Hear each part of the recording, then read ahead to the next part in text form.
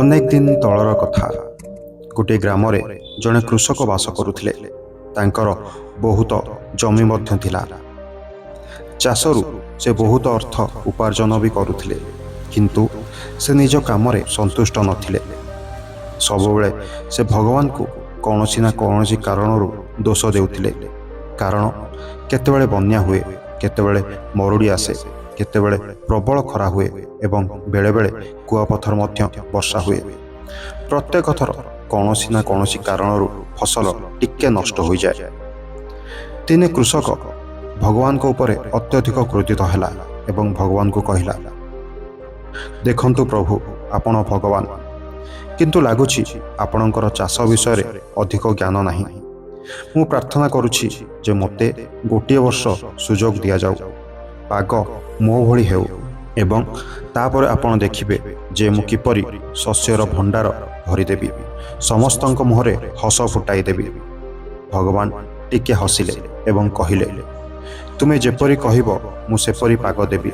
ମୁଁ ଏଥିରେ ଆଦୌ ହସ୍ତକ୍ଷେପ ମଧ୍ୟ କରିବି ନାହିଁ। ଏଥର କୃଷକଟି ଅତ୍ୟନ୍ତ ଭାବରେ ଖୁସି ହୋଇଗଲା।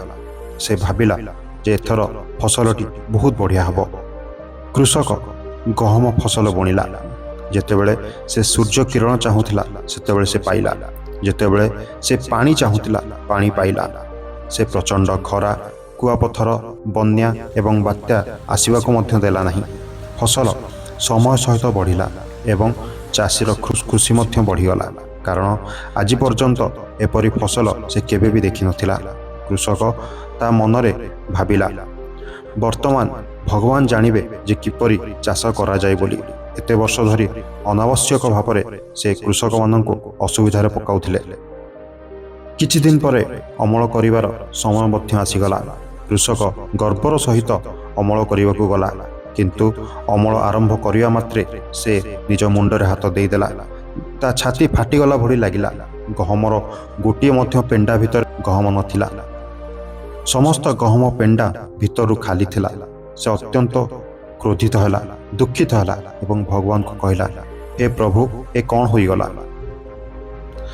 ପୁଣି ଭଗବାନ ପ୍ରକଟ ହେଲେ ଏବଂ ଭଗବାନ କହିଲେ, ଏହା ତ ଘଟିବାର ଥିଲା। ତୁମେ ଉଦ୍ଭିଦକୁ ସଂଘର୍ଷ କରିବାର ସାମାନ୍ୟ ସୁଯୋଗ ମଧ୍ୟ ଦେଲ ନାହିଁ। ନା ସେମାନଙ୍କୁ ଗରମ ସୂର୍ଯ୍ୟ କିରଣରେ ବଢ଼ିବାକୁ ଦେଲ, ନା କୁଆପଥର ସହିତ ଲଢ଼ିବାକୁ ମଧ୍ୟ ଦେଲ ନାହିଁ। ସେମାନଙ୍କୁ କୌଣସି ପ୍ରକାର ସଂଘର୍ଷ ଅନୁଭବ କରିବାକୁ ଦେଲ ନାହିଁ। ସେଥିପାଇଁ ସମସ୍ତ ଉଦ୍ଭିଦ ଭିତରୁ ଫମ୍ପା ରହିଗଲେ। ସେ ବଳପୂର୍ବକ ଠିଆ ହୋଇଥିଲେ।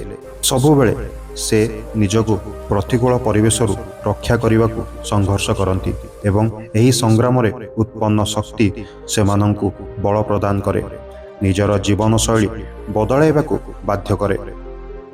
ଯେପରି କୁନ୍ଦନ ହେବା ପାଇଁ ସୁନାକୁ ମଧ୍ୟ ନିଆଁରେ ଗରମ ହେବାକୁ ପଡ଼ିଥାଏ। ହାତୁଡ଼ିରେ ପିଟିବା, ତରଳେଇବା ଭଳି ସମସ୍ୟା ଦେଇ ଗତି କରିବାକୁ ପଡ଼ିଥାଏ। ତାପରେ ଏହା ସୁନା ହୁଏ ଏବଂ ସଂଘର୍ଷ ଏହାକୁ ଅମୂଲ୍ୟ କରିଦିଏ।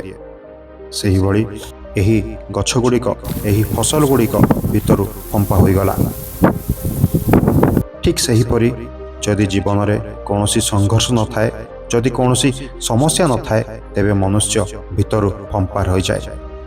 କୌଣସି ଗୁଣ ତାଙ୍କ ଭିତରେ ଉଧେଇ ପାରେ ନାହିଁ। ଏହା ହେଉଛି ଏକ ଚ୍ୟାଲେଞ୍ଜ ଯାହା ମଣିଷର ଖଣ୍ଡାକୁ ତୀକ୍ଷ୍ଣ କରେ, ତାକୁ ଶକ୍ତିଶାଳୀ କରେ ଏବଂ ଦୃଢ଼ କରେ। ଯଦି ଆମେ ଦକ୍ଷ ହେବାକୁ ଚାହୁଁ, ତେବେ ଆମକୁ ସେହି ସମସ୍ୟାଗୁଡ଼ିକୁ ଗ୍ରହଣ କରିବାକୁ ପଡ଼ିବ, ନଚେତ୍ ଆମେ ଭିତରୁ ଖାଲି ବା ଫମ୍ପା ରହିଯିବୁ। ଯଦି ତୁମେ ଜୀବନରେ ଶକ୍ତିଶାଳୀ ହେବାକୁ ଚାହୁଁଛ, ତୁମେ ପ୍ରତିଭାବାନ ହେବାକୁ ଚାହୁଁଛ, ତେବେ ତୁମକୁ ସଂଘର୍ଷ ଏବଂ ସମସ୍ୟାର ସାମ୍ନା କରିବାକୁ ପଡ଼ିବ। ବନ୍ଧୁଗଣ, ଏହି ଗପଟି ଆପଣମାନଙ୍କୁ କେମିତି ଲାଗିଲା ମୋତେ କମେଣ୍ଟ ବକ୍ସରେ ନିଶ୍ଚୟ ଜଣାନ୍ତୁ। ଯଦି ଏହିପରି ଆପଣ ନୂଆ ନୂଆ ଗପ ଶୁଣିବାକୁ ଚାହୁଁଛନ୍ତି, ଦୟାକରି ଗନ୍ତାଘର ଚ୍ୟାନେଲକୁ ଲାଇକ୍ କରନ୍ତୁ, ସେୟାର କରନ୍ତୁ ଏବଂ ସବସ୍କ୍ରାଇବ୍ କରନ୍ତୁ। ନମସ୍କାର, ପୁଣି ଦେଖା ହେବ ଆଉ ଏକ ନୂତନ ଅଧ୍ୟାୟରେ।